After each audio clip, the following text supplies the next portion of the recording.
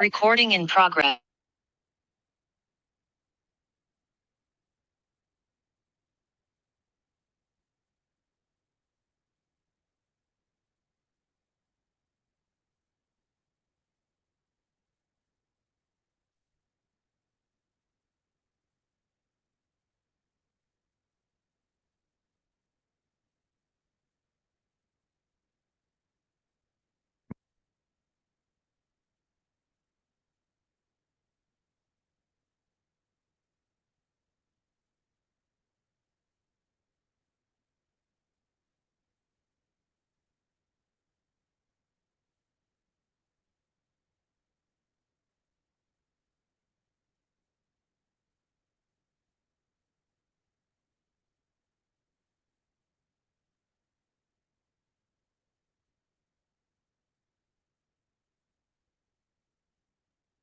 Welcome, welcome, welcome. Welcome to our soulful morning.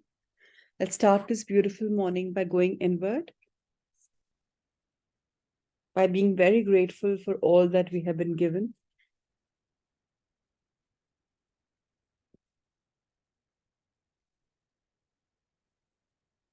For living under this beautiful universe, in this beautiful universe.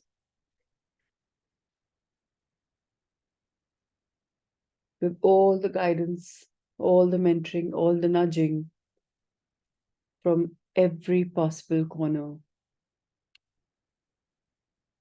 In the form of life experiences, teachings, mentoring,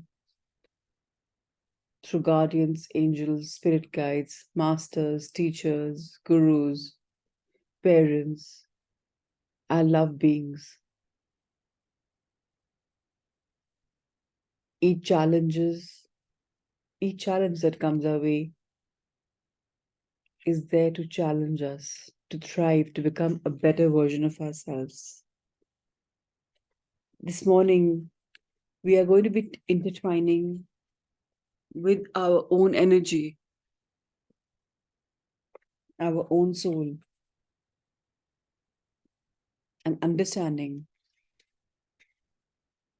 that to be ourselves is the beautiful gift that we can give to ourselves, because being ourselves is truly the only thing, because everyone else is taken. Life has been magical, whether we realize or whether we don't. The thing that's very, very hard and really, really amazing is giving up on being perfect and beginning the work of becoming ourselves. Today, it's about finding who we are. So it's best to become a first-rate version of ourselves instead of aping somebody, becoming like somebody, or maybe becoming a second-rate version of somebody else. We are often victims of comparison for ourselves and others. This person does this, I want to be like him or her. But why not be like you? To be your own self, one must follow life, flow with life, live our own truth. Just as a human being can't neglect sowing of a seeds that we've planted with the hope that they will be reaping fruits or vegetables or flowers. What we sow is what we reap. So we must attend to what we've sown and nourish the garden of our becoming. So let's sow the seed, the right seed of who we want to be. What is it that we wish to be? Because being ourselves is the most priceless gift our soul has chosen for ourselves.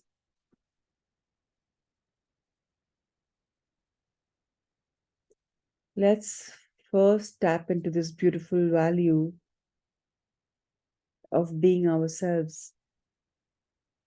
letting us being who we are, for what we are, in what we believe, shining through our own perspective, shining through every sentence we write, we speak, because that is coming from our internal wisdom. Yes, we quote lots of magical beings like Einstein and this author or that author, Raymond Hugh, Janis Joplin, maybe so many more.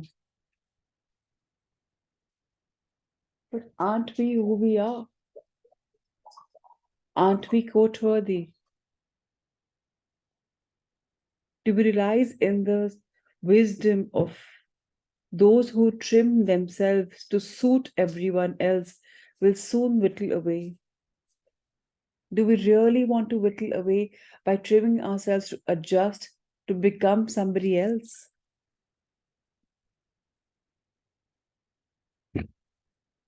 Do we really want to compromise ourselves because we are all that we have? Do we want to compromise on who we are, what we like, to suit others? Isn't that very exhausting in itself of being so insecure to become so insincere towards our own self? Isn't it exhausting to try to be someone who we are not? Isn't life hard enough without adding this impersonation to the skills that are required to become somebody else? What if we believe that what we do, how we flow, will make us the better version?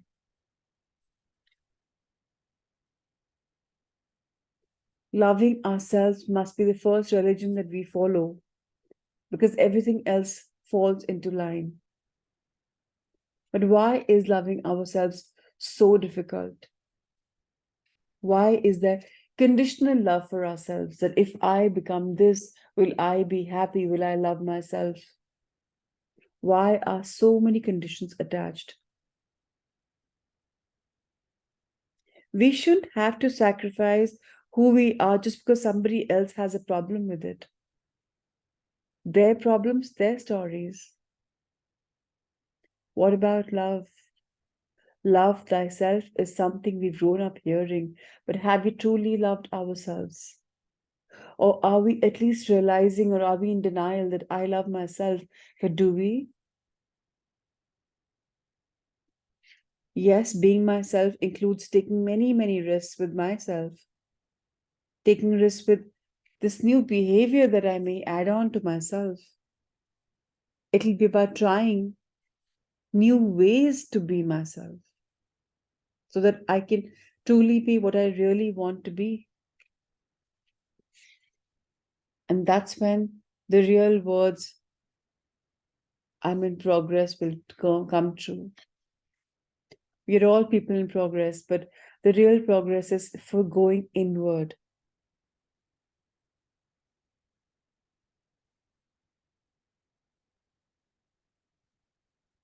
If God wanted otherwise, He would have created me otherwise, right? He would have cloned somebody into magical things, thousands of somebody, thousands of Einsteins. But why did He find His truth and not us? Because He was involved with Himself. He was involved in gratitude and love. When does gratitude come? When the heart is truly expansive, believing, knowing what you want, become your real self. If I don't take a stand for myself, then who will?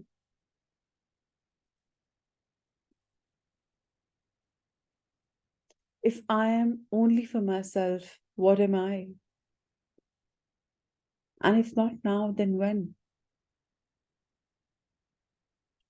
We talk about life supporting us, but do we support ourselves? Being a human, we have so many problems.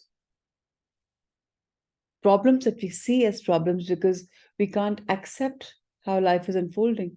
What if we start seeing them just another phase and not take life so seriously and just start flowing like water, the main component in our body? Then how would life be? Have we lived on the edge? And are we truly proud of the work that we do on ourselves?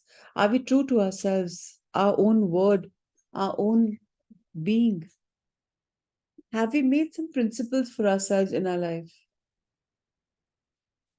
And not principles that are given to us from generation to generation or society, our own principles. Are we being truthful to ourselves by being truthful to the friendships and the relationships around? If somebody speaks to us about something, are we keeping it to ourselves or passing that word around? Are we trustworthy?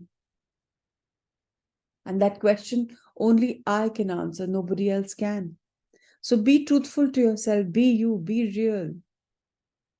Isn't that what life is all about? A human being is only interesting if he or she is in contact with our own inner self. If we learn to trust ourselves, being what we are and doing what we ought to do the way we should do, then we will discover a new us, what's to be done, and then trust it unconditionally.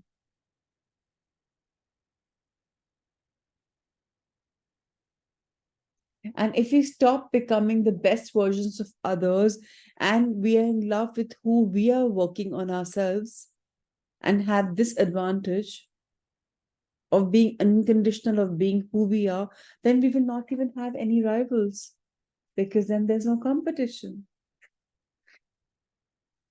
Competition comes when we want to be like somebody. Yes, it may take us a long time to judge, to not judge ourselves through someone else's eyes. Now, that's something we must ponder within ourselves.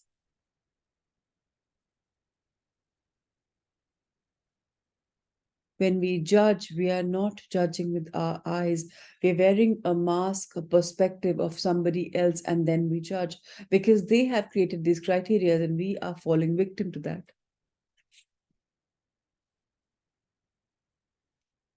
We can listen to everybody. We should, in fact, listen to what everybody says because there could be some wisdom in there.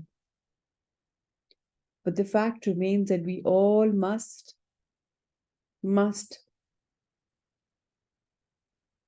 go out there and do the things ourselves by doing what we think is right. Listen to everybody, but do what your heart guides to you because your heart is always singing a beautiful song. And if we really put a value upon ourselves, then we should be rest assured that the world will not raise our price because we are so precious.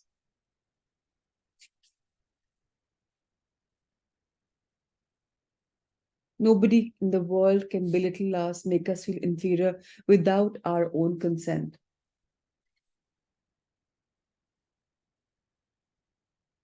Are we aware of the infinite power that lies inside us? If we are humble enough, reasonable enough, confident enough, then success and happiness is bound to be with us because then our own inner power will unleash.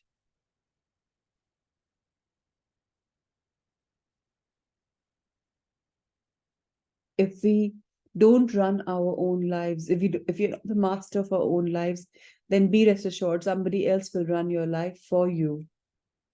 And that somebody could be anybody who loves you. We have been victims of what probably our parents wanted us to be. Maybe we've done the same for our children. But isn't it important to let them and ourselves know that we are we, individual, iconic, powerful?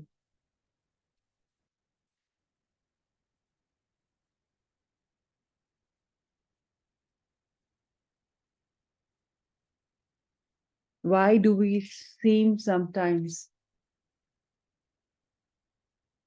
that we're all in a rat race? Do we want to be? If not, we need to just step out. That's it. How simple is that? We have to develop ourselves a style of our own, a purpose of our own that suits us, that we can pursue just by being ourselves, not to follow the rut lane. Deep inside, each one of us knows we are our unique selves and we come to earth with one purpose. And we are extraordinary. And we have been given a marvelous insight, an intuition, a power like none other. And we are blessed to be born in this gorgeous country with so much of diversity. So, can we be unified with others? And before that, the work starts with us. We are always given second chances, third chances, fourth chances in life after life. But can we perfect this life out? Perfect in the sense of not comparing, but yes, becoming the best version, doing what the best we can do for ourselves, which includes so many more bodies: physical, mental, emotional, etheric, spiritual.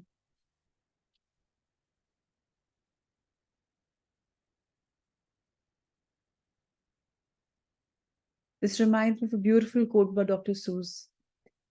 Didn't he say, being who you are and saying what you feel, because those who mind don't matter, and those who matter don't mind because they accept us for who we are.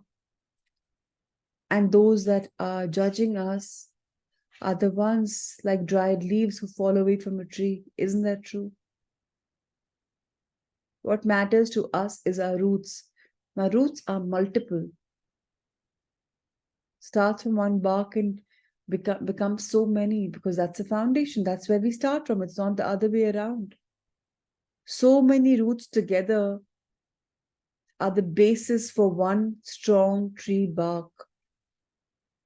So in our making, there are so many people responsible.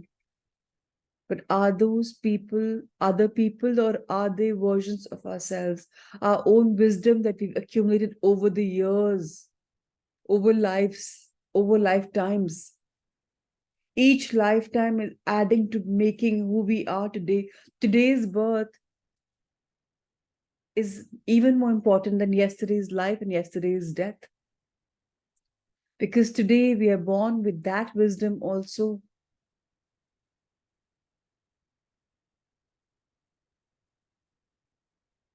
This is who we are.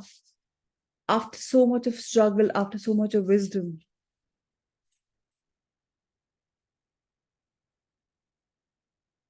we deserve our own love and affection. We are a masterpiece that's created inside us. There's a symphony going on inside us. We are unlike anybody that's ever been created or ever will be. So why not paint the beautiful canvas that we've been given every single day? Either continue painting a canvas and making it a masterpiece, or start a brand new canvas every morning. Both are full of hope. No one else can paint us. Only we can paint ourselves. Only we can create our lives the way we are meant to. We always have a choice. The question is, what is it that we choose? We are always learning. Let's learn how to feel joy in all the people that I am. I have lots of shades of colors. While I see the dark night of the soul, I also see the bright beacon of light. In between, there's a melange of colors that come through, a rainbow of colors that come through, sometimes dipping my energy, sometimes highlighting my energy, sometimes making me sad, sometimes making me bright and happy and joyful and abundant. I am still learning. Now it depends on me. How should I use myself in service of what I believe? How to accept when I fail and rejoice when I succeed?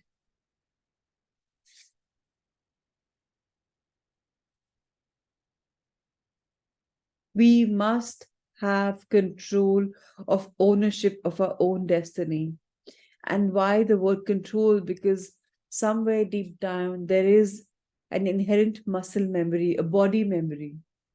What we keep doing again and again, our body and our muscle remembers it, it does automatically. The pen that writes our life story must be held in our own hand. Yes, we are somebody's life partner, we are somebody's parent, we are somebody's child, but we are our own person, and that truth is unshakable.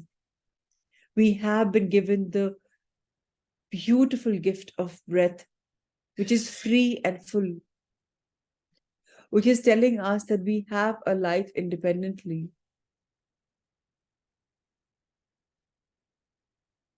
The basic philosophy that we should try to follow is that whether we are winning or losing, it's very important to always be ourselves.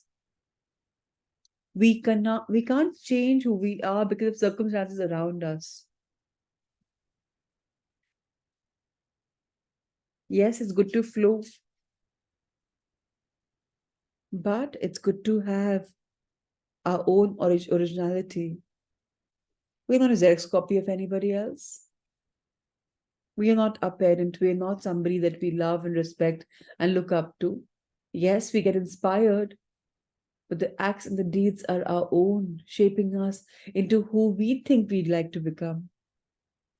And don't we just want to keep becoming a better version of ourselves? If we place doubt in ourselves, then indeed our foundation is not strong enough.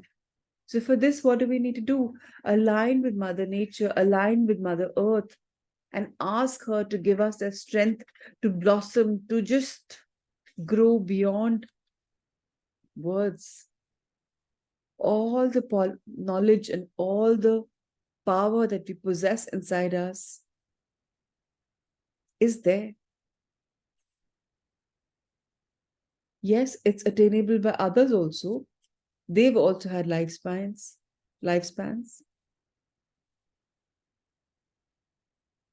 But what about the heart? It's all just ours. So let's embrace our uniqueness. Time is limited, breath is limited. Limited means it's finite. Maybe 100 plus years. It's not long enough to be living somebody else's life. When will we learn to live our own life?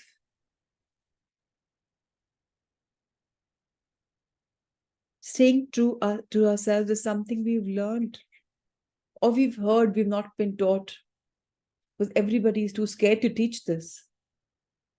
Very few will say this and practice this and help you practice this.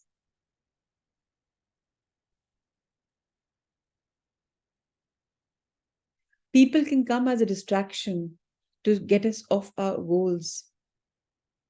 So you will hear negativity, you will have false attacks, but don't invest your energy in them because you're truthful to yourself, knowing what you're walking on, which path are you taking for the lessons to be learned, to becoming you, real you.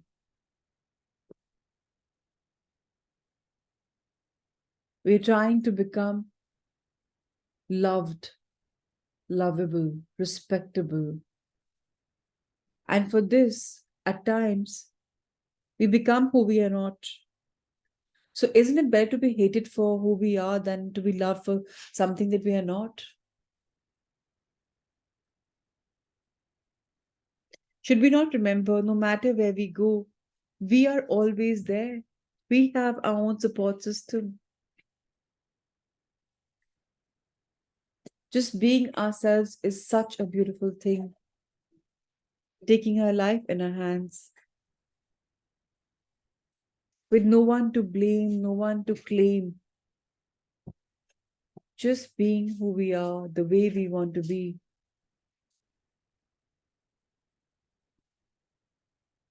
And what about the camera that's fitted in our mind? The camera that's captured everything in this life in the past. Now, how do we live? Are we living in the moment, or are we attempting to live in a life in the backward stance? We think of what we've had. Oftentimes, people show their younger pictures or the children's pictures. This is who my children were. This is who I was. Because what I was a better version of myself, because I haven't worked towards a better version. But those who work on themselves oftentimes like the pictures that are coming ahead. Everybody wants money, everybody wants abundance, everybody wants relationship, everybody wants love. But is this the parameter for our happiness? Do we not realize that life actually works in the reverse order? If we are happy for what we have, we'll be happier for what we will have, because only abundance will come our way. But if we are unhappy with what we have, we will be unhappier with what we will have. And this goes for any issue. If we have temperament issues, we have body weight issues, we have complexion issues, we have disease issues, or any injury issues, and we haven't learned our lesson and we don't accept it, then more of that is going to unfold, because that's how the universe works.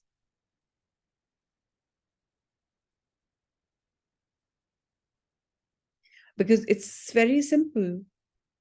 We must first be who we really are, then do what we really need to do in order to have what we really want to have.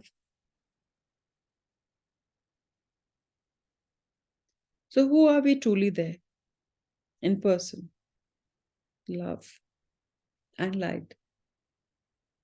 And yet, there's an absence of love. Being ourselves is the best gift we can give to the human world, because that was not there before. Other versions have been there before. Isn't life like a gorgeous play that's written for ourselves so that our purpose is unfolded? And why not have a lot of fun while playing this play? Live life lightly. This term light isn't it beautiful? So expansive. Light is also the energy of something which is weighing heavy or light, dark or light. Light is so light. So can't we use this phrase for our lives? Let's live life lightly and not so seriously. I am, I am, I am. What I was in the past. What I will be in the future. But what I am is a true present. Let's begin to find ourselves and become ourselves and notice what we have already become. Notice what we have already found, already truly, entirely, wildly, messily, marvelously, however we were born to be with, whoever we were. Who are we now? And let's compliment ourselves on the journey that we've had, with the trials and tribulations that we've had. maybe the bully that we've been or been bullied. Never ever become a victim today or ever in the future. What's gone is gone.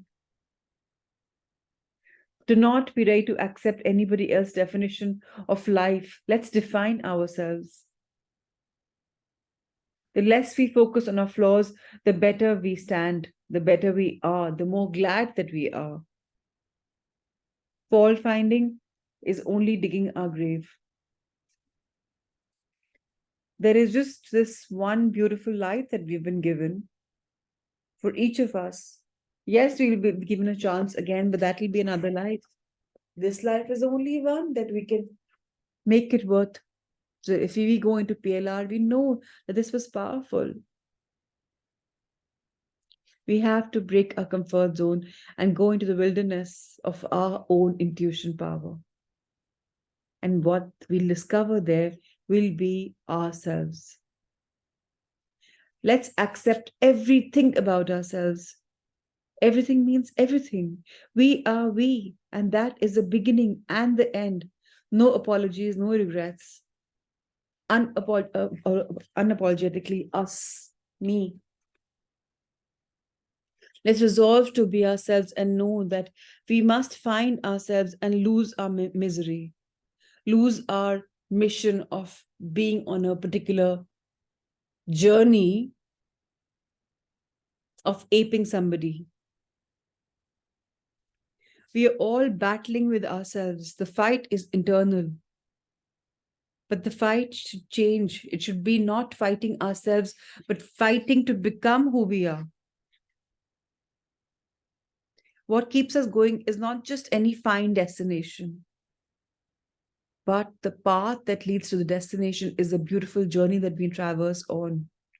And the fact that we know how to walk that path or drive on that path or cycle on that path should be our own choice. So let's keep our gorgeous eyes open, internal and external, to see this beautiful world full of its ups and downs that we are born in, that we've chosen Mother Earth to be born in, and ask ourselves, what life can I live that will let me breathe in and out and love somebody or something and not run off screaming? What life can I live to discover this abundant joy? And there's only one for us all the time. Be fearless, be ourselves. Drop all the facades, drop all the negative programming. To be ourselves, to be unafraid, whether right or wrong, is the most admirable quality. And that talks about the flow of life. It also talks about complete surrender. I believe in myself. Whatever comes out of this decision that I've made is mine, nobody else's ownership. I own it. We must always base our own commitment in the center of our being,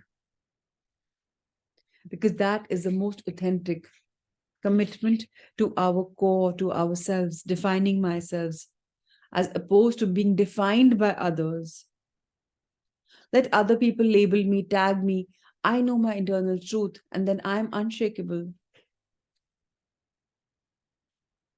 People love tagging. But let me have the power of not being able to tag myself or the others.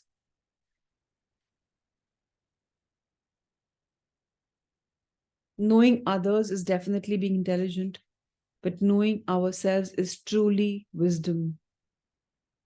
Wisdom unleashed. Mastering others is strength, but mastering our own self, masking our own inner inferiorities, and actually shelving them away is true power. Drop the negativity, embrace the positivity, be yourself. Everyone else is taken. And that's the mantra of today and for our life. May we be guarded, protected, and guided in this internal journey of ours. And now, let's put our hands together and pray that whatever we've imbibed from today's meditation, may that go deeply internally in us, helping us become a better version of ourselves,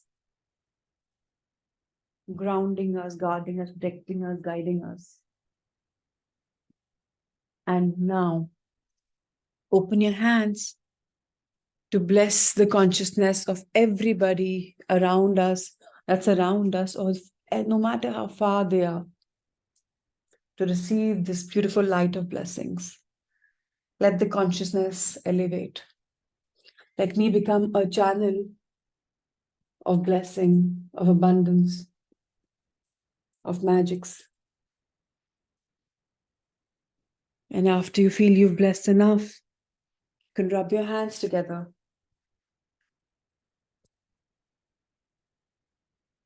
Bless your wonderful eyes that see this bright world. And bless this beautiful body that helps you become a better version of yourself.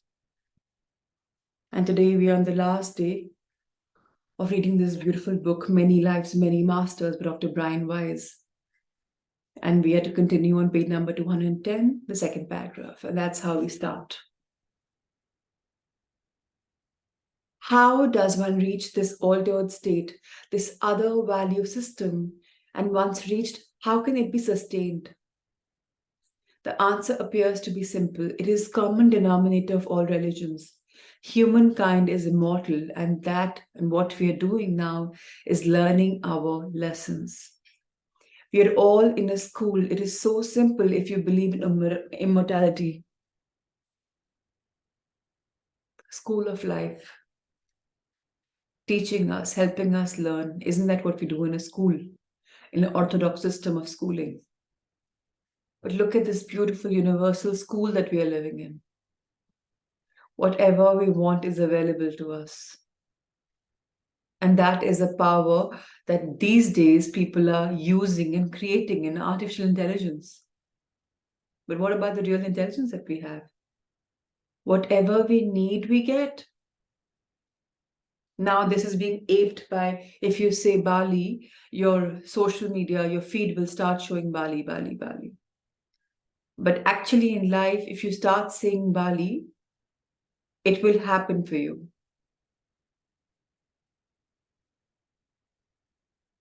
If a part of humankind is eternal and there is so much evidence in history to think of, then why are we doing such bad things to ourselves? Why do we step on others and ourselves for our personal gain when actually we are flunking the lesson? We all seem to be going on in the same place ultimately at different speeds. No one is greater than other. Isn't this so magical to even read? When the path is the same, when the destination is the same, why are we in a competition? I just said that. Whether we choose a cycle, whether we choose a bus, whether we use a truck, whether we use a two-wheeler, three-wheeler, four-wheeler, or whether we choose not the road and we just glide over that with rollerblades, or maybe have an airplane. Everybody's acceleration, their speed to reaching the destination is different. We are not to compare ourselves with others, because when we compare, we lose our own essence. Consider the lessons.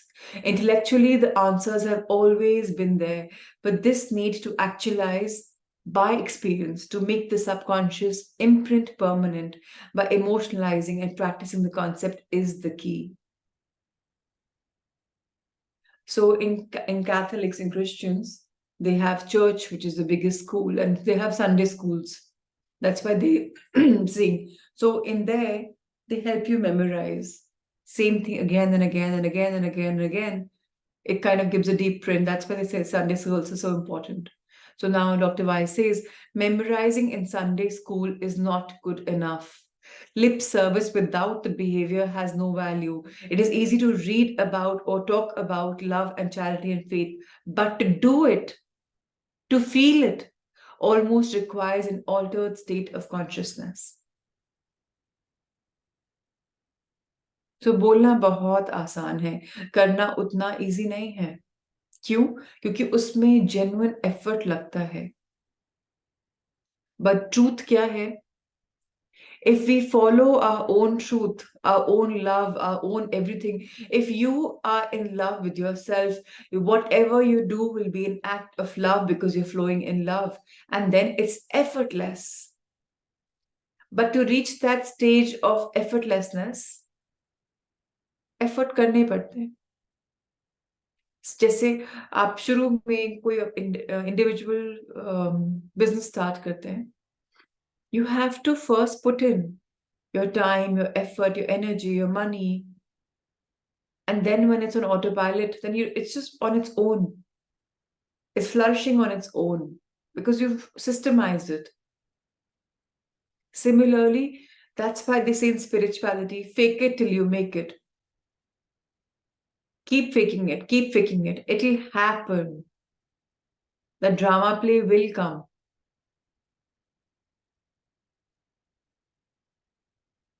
To do it, to feel it, almost requires an altered state of consciousness, not the transient state that is induced by drugs, by alcohol, or by unexpected emotions.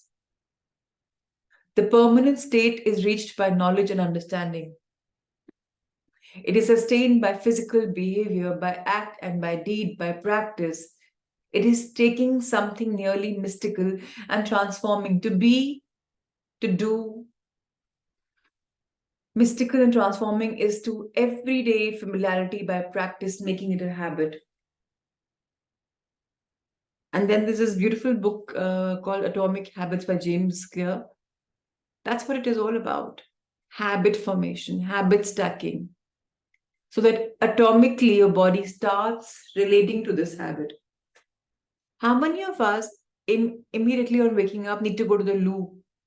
Our body needs to piddle, our body needs to crab, our body needs the brushing in the morning, or maybe the shower in the morning. We have been doing it physically, and now on the atomic level, it's just there. So it's going to happen automatically. And that's just not about you and me, it's about everybody. So understand that no one is greater than another. Feel it, practice helping another. We're all rowing the same boat. If we don't pull together, our plants are going to be awfully lonely. So while we love ourselves, how about spreading this love outside? But खुद में ही love नहीं है, दूसरे को क्या देंगे? फिर ये act होगा ना. But this act is better than not doing the act because at least you're doing it. Something is better than nothing. On another night, in a different dream, I was asking a question, how is it that you say we are all equal, yet the obvious contradictions smack us in the face? Inequalities in virtues, temperances, finances, rights, abilities, talents, intelligence, mathematical aptitude, and infinitum. The answer was a metaphor. It is as if a large diamond were to be found inside each person. Picture a diamond a foot long. And I want you to close your eyes right now. Deep inside our heart, if you open it, you'll find a huge diamond, at least 12 inches long. And you wonder, my heart is absolutely so small, as big as my fist. Where did this 1 foot come in? Because bodies are ever expansive. If we keep eating, the body will keep growing. And this heart is super expansive. A little love and it grows. More love, it grows more. Your heart has this 1 foot diamond. The facets are covered with dirt and tar. So many people have been unfair to us, and we have been holding that memory in our heart. Life has been unfair to us, is our belief, and we are holding on to that memory. But our body is super healing, super healthy. it will reach its optimal weight in terms of physicality, or optimal strength in terms of heart or endeavor or endurance or whatever. So let's expand our wonderful heart and clear off this debris that we are holding on, this dirt, this grime, this tar. And now imagine yourself with your heart's arteries that the cleanliness job is happening. When you hire a professional to clean your bathroom, like a deep cleaning, you say, so let's go deep cleaning right now. Think of yourself that holding that fine fabric, which once touches upon any surface, makes it sparkly clean. Not the fabric which has resha on it because it's going to be making its own scar. So this clean, beautiful fabric that you have, and you're shining the multiple facets of the diamonds in your heart. Look at the beautiful pointy heart, the diamond. Maybe the diamond is in the shape of a heart, and you're cleaning it. And just now see how beautiful our soul is shining. It's cleaning each facet. It's allowing the surface to become brilliant. And now, when light falls on this diamond, what reflects back is a rainbow of colors. And now see this projection of rainbow above your head in the entire universe. This is who we are. We are meant to share. Our light means we're meant to share the rainbow colors with the world. That is our internal being. Now some of the facets have been cleaned very well and they're gleaming brightly. Others have only managed to clean a few, that they don't sparkle as much. Yet the truth is, underneath the dirt, each person possesses within his or her breast a brilliant diamond with 1,000 gleaming faces. The potential is there within us to shine. The diamond is perfect, not one flaw. It's not chipped, it doesn't have inclusion. The only difference amongst people are in the number of facets that are cleaned. But each diamond is the same. Each one is perfect. That's the gift from heavens above to us when we are born, gifting us with the beautiful blessing. So let's now consciously clean all the facets and bring our shine through. I shine bright, bright here, bright now. And let's shine forth in a spectrum of lights. And now the diamond has returned to its pure original energy. And the light is beautiful. It remains. Let's release all the negativity, all the pressure of adding on those layers and dirts and grime. The pure energy exists in the form of rainbow of lights, and the light possesses consciousness and knowledge. Now gradually touch your heart and affirm, I am a diamond. I've been formed under a lot of pressure, and I have the wisdom of so many lives in me. That's why I shine bright, bright here, bright now. And I am perfect, and I nurture my perfection to become a better version. So now you can open your eyes, and what will happen is, if your diamond was a foot long, it'll keep growing and growing and growing.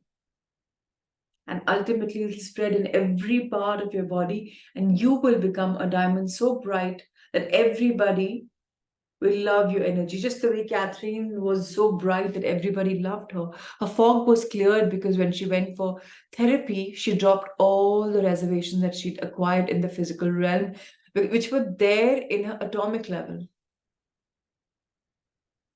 What am I to do? I was asking in the dream. I know I can treat and heal people in pain. They come to me in numbers beyond what I can handle. I am so tired, yet can I say no when they're so needy and I can help them? Is it right to say, no, enough already? Your role is not to be a lifeguard. The last example I will cite was a message to other psychiatrists. I awakened about 6 in the morning from a dream where I was giving a lecture in the instance to a vast audience of psychiatrists. In the rush towards the medicalization of psychiatry, it is important that we do not abandon the traditional, albeit sometimes vague, teachings of our profession. We are the ones who still talk to our patients patiently and with compassion. We still take the time to do this. We promote the conceptual understanding of illness, healing with understanding, and the induced discovery of self knowledge rather than just with laser beams. We still use hope to heal. Again, it's a reminder for each one of us there is always hope. In this day and age, other branches of medicines are finding these traditional approaches to healing much too inefficient, to talk, time consuming, unsubstantiated. They prefer technology to talk, computer generated blood chemistries to the personal physician patient chemistry, which heals the patient, provides satisfaction to the doctor. Idealistic, ethical, personally gratifying approaches to medicine lose ground to economic, efficient, insulating, and satisfaction destroying approaches. As a result, our colleagues feel increasingly isolated and depressed. The patients feel rushed and empty, uncared for. Isn't that how life is? पहले के time पे you've heard from your grandparents, the doctors बस nerves पकड़ते थे और बताते थे क्या बीमारी है. They took time. They heard you. There was a process. वैद्य होते थे.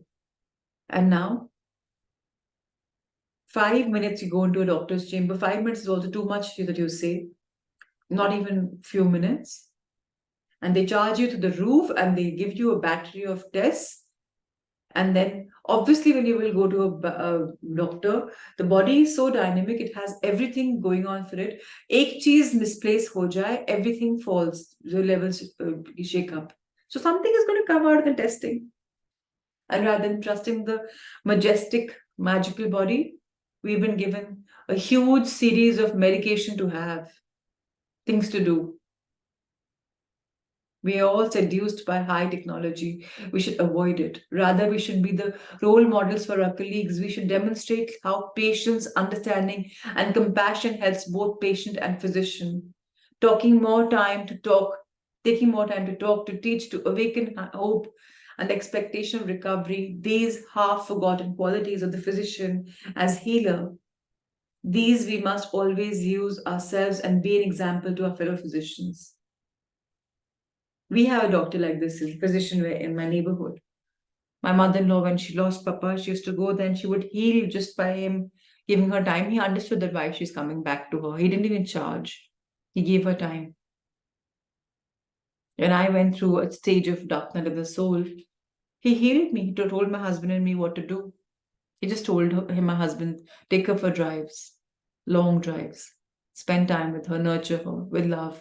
She doesn't need medication. All she needs is love. Because I had to stop the connection within myself. So very important for us to realize where we are, how we are. Dr. Weiss says high technology is wonderful in research and to promote the understanding of human illness and disease. It can be an invaluable clinical tool, but it can never replace those inherently personal characteristics and methods of the true physician. Psychiatry can be the most dignified of the medical specialties. We are the teachers.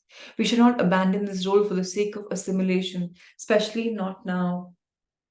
I still have such dreams, although only occasionally, often in meditation or sometimes while driving on the highway or even while daydreaming. Phrases and thoughts and visualizations will pop into my head. These often seem very different from my conscious and usual way of thinking or conceptualization. They are frequently very timely and solve questions or problems I'm having. I use them in therapy and in my everyday life. I consider these phenomena to be an expansion of my intuitive abilities, and I am heartened by them. To me, there are signs that I am headed in the right direction, even if I have a long way to go. I listen to my dreams and intuitions. When I do, things seem to fall in place. When I do not, something invariably goes awry. I still feel the masters around me. I do not know for sure whether my dreams and intuitions are influenced by them, but I suspect so.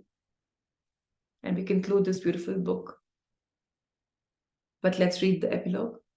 The book is now completed, but the story goes on. Catherine remains cured without any recurrence of original symptoms. I have been very careful about regressing other patients. I'm guided by the patient's particular constellation of symptoms and by his or her refractories refractories by the other refractories to other treatments, by the ability to be easily hypnotized, by the patient's openness to this approach, and by an intuitive feeling on my part that this is the path to take. Since Catherine, I've done detailed regression to multiple past lives in a dozen more patients. None of these patients were psychotic, hallucinating, or experiencing multiple personalities. All improved dramatically. The 12 patients have widely disparate backgrounds and personalities.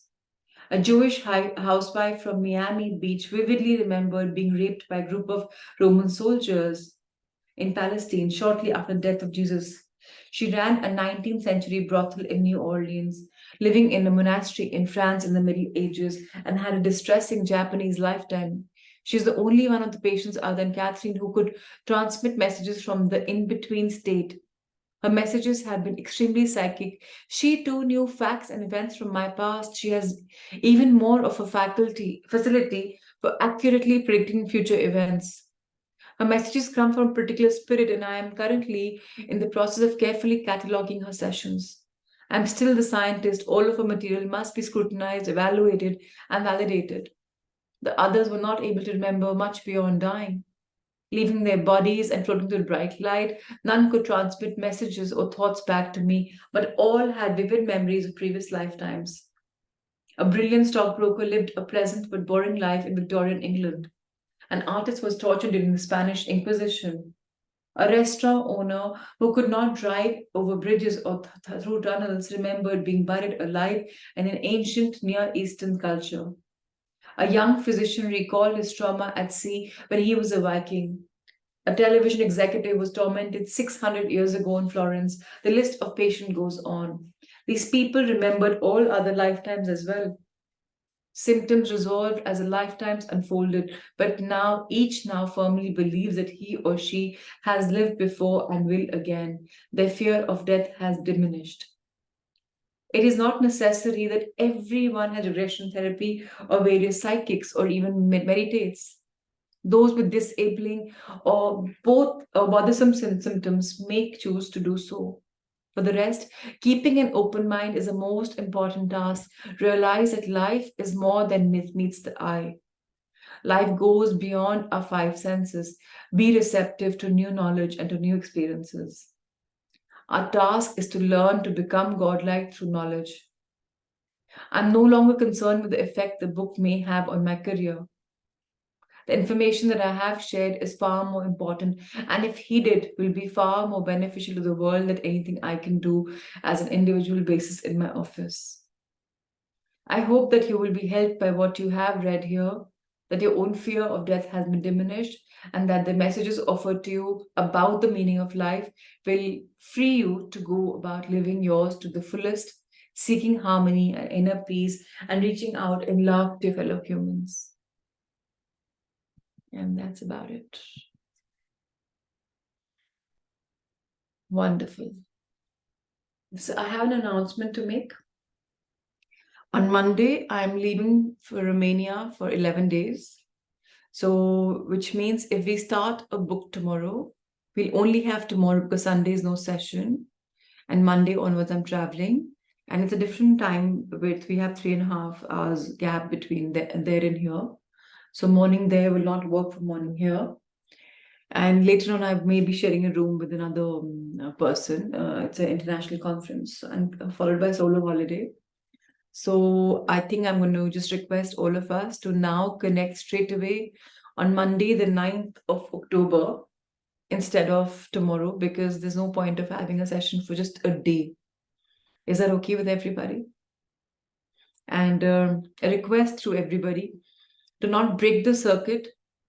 If possible, wake up on a similar time and maybe start your sessions from day one from the soul journey, because you will have 2 weeks. So why waste them, and do it on your own. I can have some chat replies if everybody's in unison. I will put that. That should be fine, Prachi. We will continue. Yes, thank you so much. Because our journey should never stop, even if I'm not there. Remember, I'm only a conduit, I'm only a channel. Our journey is our own. So don't break the circuit, keep doing it. And with this, today we'll conclude the session, and you can meditate at your own comfort zone, because I'm not guided for any meditation right now. So lots of love and lots of light. I'll see you in the gap in about 2 weeks. Thank you. Have a safe journey. Come fast. Thank you. I will. Yeah. Thank you so much. Bye-bye.